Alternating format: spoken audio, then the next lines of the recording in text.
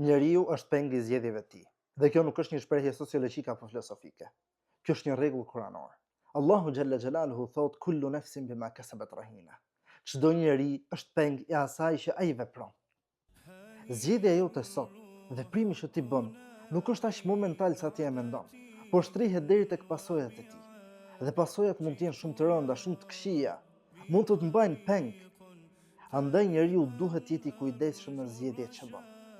Nëse do ta shikosh çdo gjë në këtë lloj aspekti, me këtë perspektivë, dije se jeta jote do të përmirësohet. Dije se përpara se të veprosh një herë, do të mendohesh 2 herë. Dhe kjo është e duhura. Për të arritur dhe për të fituar kënaqësinë e Allahut xhalla xhelalu. Gjunafi mund të t'japë një shije momentane, por çka e pason gjunafin?